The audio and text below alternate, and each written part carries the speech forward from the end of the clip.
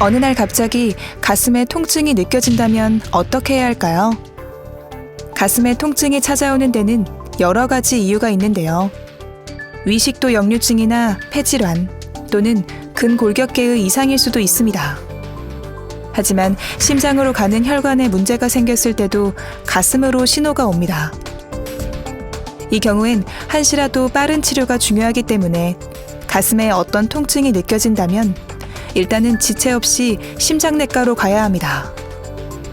계단을 오르거나 운동을 할 때 더는 움직일 수 없을 만큼 가운데 또는 좌측 가슴이 아프다가도 잠시 쉬면 바로 나아지는 경우 협심증일 가능성이 높습니다.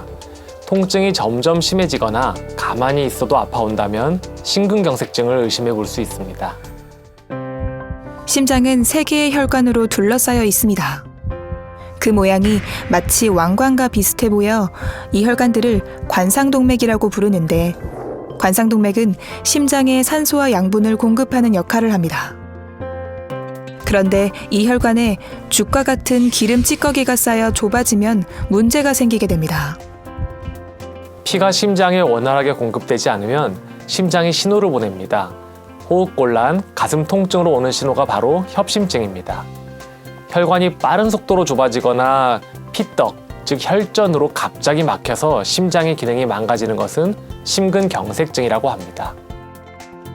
협심증과 심근경색증과 같은 심혈관 질환은 비만이나 당뇨, 고혈압, 고지혈증, 고령, 흡연 등이 위험인자로 꼽힙니다.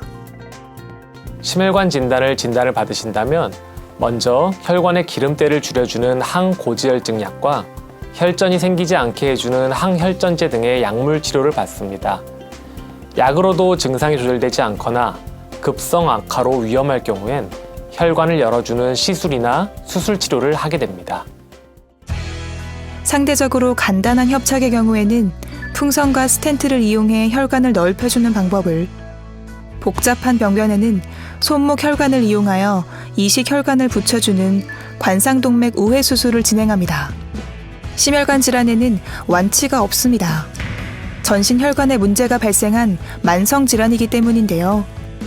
상태가 호전됐다고 약을 그만 먹거나 관리에 소홀해 재발하는 경우도 흔합니다. 밥은 굶어도 약은 끊으시면 안 된다고 말씀드리기도 합니다. 치료 후에도 평생 투약, 운동, 금연 3가지를 잊지 말아야 합니다. 암에 이은 우리나라 2번째 사망 원인 심혈관 질환. 가슴 통증을 느끼는 즉시 심장내과를 방문하고 큰일을 겪기 전에 미리 위험인자를 관리하는 것이 중요합니다. 문제가 생겼다 해도 최대한 일찍 발견하여 치료한다면 누구나 건강한 생활을 이어나갈 수 있습니다.